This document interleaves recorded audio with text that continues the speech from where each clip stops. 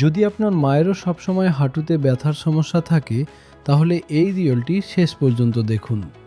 সকালে ঘুম থেকে ওঠার পর হাঁটুতে ব্যথা, সিঁড়ি ওঠার সময় কষ্ট হওয়া, অথবা হাত পা পুরোপুরি শক্ত হয়ে যাওয়া। যদি এই সমস্যাগুলো আপনার মায়ের ক্ষেত্রে নিয়মিত দেখা যায়, তাহলে এখনই সতর্ক হওয়া দরকার।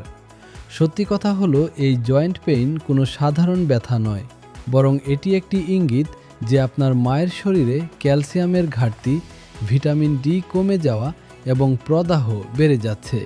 এটি আর্থ্রাইটিসের শুরু হতে পারে এবং ইতিমধ্যেই আর্থ্রাইটিস শুরু হয়ে গেছে, যা তাকে বয়সের আগেই বুড়িয়ে দিচ্ছে।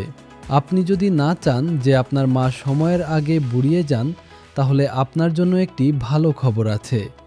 সঠিক ডায়েট, হালকা ব্যায়াম এবং আয়ুর্বেদিক পদ্ধতির মাধ্যমে কোনো পার্শ্ব প্রতিক্রিয়া ছাড়াই এই সমস্যার সমাধান করা যেতে পারে। কমেন্টে লিখুন মা, এবং আমি আপনাকে সেই আয়ুর্বেদিক পদ্ধতিটি জানাবো এবং একটি দৈনিক রুটিন গাইড দেব, যা আপনার মা যদি অনুসরণ করেন, তাহলে তার জয়েন্ট পেইনের সমস্যা চিরতরে কমে যেতে পারে।